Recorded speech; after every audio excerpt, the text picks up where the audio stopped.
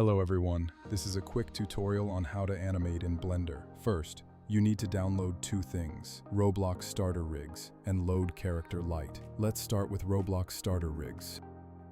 I'll put a link in description for both of these downloads. It may seem like you have to pay for it, but just put 0 in the price.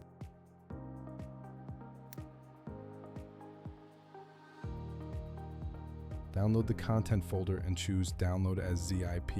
Now you can open it straight like this, but I want to show you how to texture the rigs and give them hats, and it's going to be way easier if you make one folder for everything. Go to your desktop, right-click, and click New. I'm just going to call it Blender Animation. Now open it and find your content folder and drag Roblox Starter Rigs folder into the new one you just made. Now you can open the folder, choose Rigs, and you can choose from all the different rigs. But before we do that, I want to show you how to texture them and give them hats. Now download the Load Character Lite plugin from Roblox Studio. When it's done, click Open in Studio. Inside Roblox Studio, find the Plugins section and open Load Character. Now you can type anyone's username and it will show their avatar.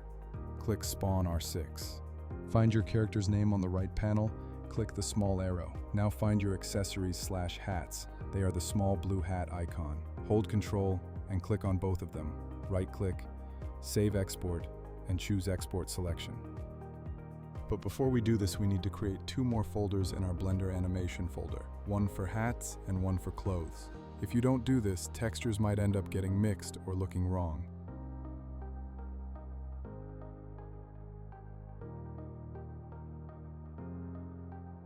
Now do the same as before. Choose both of them. Right-click, Save/Export, and Export Selection. Now find your hats folder that you just created and save them into there. Now delete the hats from the rig inside Studio. Now just select the name from your rig and do the same, but now put it inside the Close folder.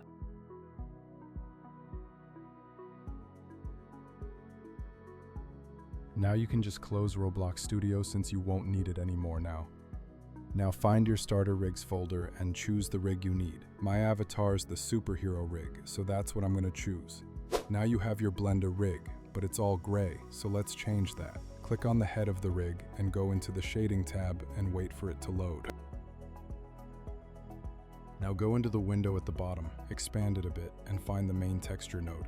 Click on the X and click Open. Find your Close folder and choose the texture you saved. Look at him.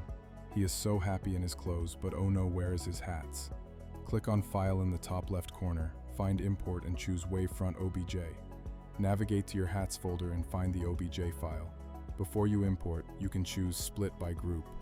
This will make it so all your hats will be separate objects in case you need to. For example, add wings on the back and something else on the head. With the hat selected, click F3 and search for Origin to Geometry. This just makes it so you can move the hats with ease. Now go into the toolbar and find the Move tool. Now just place the hats precisely onto the head or where you need them.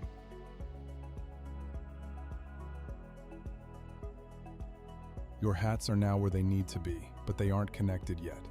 Find both objects in the top right, called Handle 1 and Handle 2. Click on the gear icon over your rig's head and change from object to pose mode. Now select your hats and click on the body part you want them connected to. For me, they need to be connected to the neck part. So click on the part and press Ctrl P, then click Bone and boom, it's now connected. Now I will quickly show you how to animate the rig and make a tiny video. While still in pose mode, go to the animation section. The rig is now gray again. Just click on the tiny circles in the top right. Choose the one I do. Now before we start, I recommend you click on the small circle at the bottom of the animation sheet and make it red.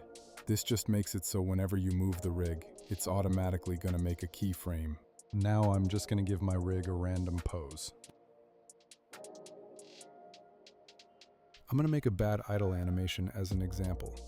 First, I'm going to save the whole pose by selecting the entire rig and right-clicking and clicking Insert Keyframe. This is just to make sure the start pose stays like this. Now, depending on how fast you want the idle animation to be, The closer to frame 1 your next pose is going to be, the faster it's going to change to that pose. So I'm going to just go to frame 10 and change the pose a bit. Don't make too drastic changes to the pose or it's going to look unnatural, unless that's the look you're going for. So I think the animation is a bit too fast, so I will move it up to frame 20. You can do this by selecting the whole rig and clicking on the new keyframes you just made. Drag them to frame 20, and now it's a bit slower. Now I will just make one more pose and then loop it back to the start pose. To loop it, move to frame 1, select the entire rig again and copy the pose. Now choose the end frame. For me it's 60. You can change that in the bottom right of the animation sheet. It's now a looping animation, and now I want to make it into a video that I can post. Go back to object mode, click add and find camera.